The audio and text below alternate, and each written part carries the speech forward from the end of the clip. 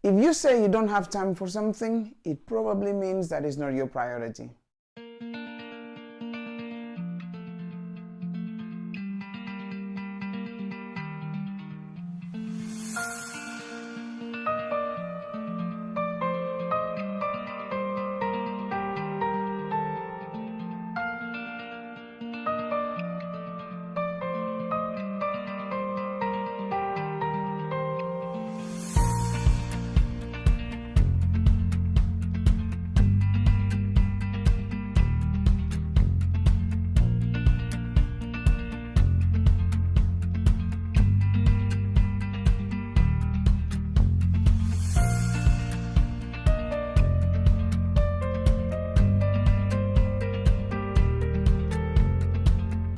Hi, this is Luis A and welcome to report 1 of the challenge to become fluent at a language starting from scratch in 6 months. So I was traveling a bit, went to Norway for the weekend. Oslo, beautiful, tidy, typically Scandinavian, organized, clean, expensive. And well, what can we say about Norway? The quintessential example of country development. It ranks on the top of all development rankings: education, GDP per capita, social equality, and everything else. A place so safe that people don't even bother locking their stuff. They just live at their doorstep and nothing absolutely happens to them. That wouldn't be like that in the place where I grew up. Language-wise, if you are, let's say, lazy or you know English, and you don't want to bother yourself learning a different language, Scandinavia in general is your place to be, and Norway in particular. Like absolutely everybody there speaks perfect English, so you could actually get around and even live there for a long time without having to learn the local language, which is not something I would advise, but you definitely can get around without even being able to speak Norwegian. So this first week I've used it to plan what is going to happen in the next 6 months of learning Kiswahili. I split it into 3 main parts. So the first 2 months, I'm going to focus on the very basics to build the foundations. Then on the 3rd and 4th months, I'm going to build upon those foundations to be able to increase both understanding, the vocabulary, and everything else. And then during the last 2 months, I'm just going to put everything together. I'm going to use those as an integration of all the knowledge acquired. So the first thing is the goal. What is the goal? So the goal is to become fluent in 6 months. And what is fluency? So I have a personal definition for fluency, and it's not perfect, it's not academic, but here it goes.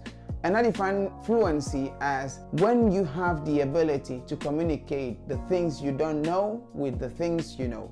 It doesn't mean that you have to know everything. You don't even have to know a lot. But if you know the core basic, the foundation, the very basic things that you can use to be able to communicate and express the things you don't know, then you're fluent. Let's say you don't know what is, a chopstick, but you can say that thing you use to eat food, which are all very basic things that you learn on week 1 or week 2. So that thing you use to eat food is not spoon, it's not fork, it's a stick, it's long. That is fluency. So the aim here is become fluent, not to become academic. Because what I've realized is when you start to learn a language, and especially when you move to a place where you meet people who are a native or they can speak that language, the conversations that take place are exactly the same all the time. It's going to be about where are you from, what do you do, how old are you, where did you learn the language, and very basic things like that. In China I was like, 你是哪里的？你的汉语这么好？不是，我汉语的水平不是这么高，但是我已经有一些中文的朋友和他们一起练习一下。So those very basic things I'm going to repeat, and if you master those, you will be surprised how you'll be able to get along the very basic initial conversation, because they're going to be all very the same, but you will be able to build upon those very basic conversations.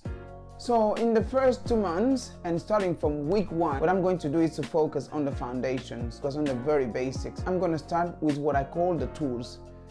Before even starting to learn vocabulary or grammar in the language, I believe you should jump straight away to learn those very basic expressions that you will use pretty much to express your lack of knowledge of the language. That means, how do you say this? What does this mean? Can you repeat that? What is this? Yes, no, please repeat. Things like that. Because that is what you're going to use before even starting to learn the real vocabulary of the language. So you need to be able to use those. So after that, then it's about the very basic vocabulary, expression, verbs and adjectives to be able to have very basic communications. Numbers, the alphabet, master the alphabet and the sounds, personal pronouns, days of the weeks, months of the year, very basic adjectives, big, small, short, long, and very basic verbs such as to be, to go, to eat, to come. Memory is key in this part here. People underestimate the power or the need to kind of actually memorize something, because you will need those at the very beginning. The numbers are just a set of words that you need to learn. You either know them or you don't know them. So at the beginning you need to use your memory, you need to memorize things. So this first stage is quite narcissistic in a way, because it's about building the very basics, and the very basics are going to be about yourself, your very, very close environment, like who are you, what do you do, and where are you from, all those very basic things. So master those. And then on the second stage, it's about building upon those basics, not only talking so much about the me, but you are now able to move your environment further out. Now you can talk about present action, but not only that, but future, past, some conditionals, and other more complex tenses. And then on the final stage, I would like to put all these things together just to increase even more the amount of input. That means more reading, a bit more writing, and just using all the media. By the way, all along the process, the using of the different tools and the different medias are going to be necessary. Maybe not at the very beginning, but definitely all along the process. Like, I'm already checking TV series or shows in Kiswahili. I'm already checking if I could find the local community center, people where they gather to be able to communicate in Kiswahili.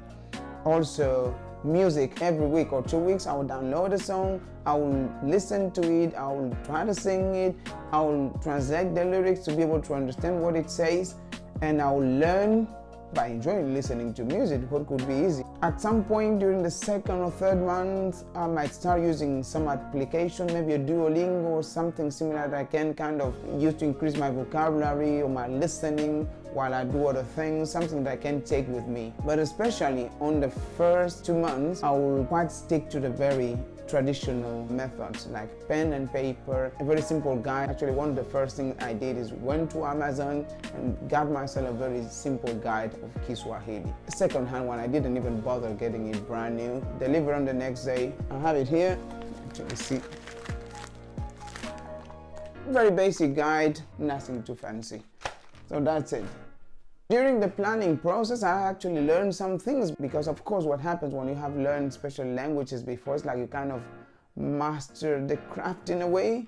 So you kind of take some time to learn how to learn it. In this case, I've been researching a little bit, not only about the language, the history, but how it works. Now, for instance, learned that the Kiswahili alphabet is actually Latin. Before they used to use the Arabic alphabet, but actually now you can learn Swahili with the Latin alphabet, which makes it much easier. In terms of the sound, they're very straightforward.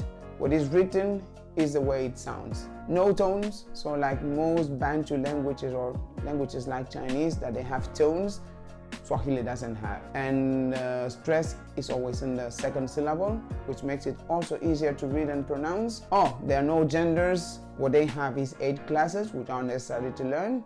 And some fun facts. As in many other languages, we actually don't start from scratch. We all know slightly more Swahili than we think.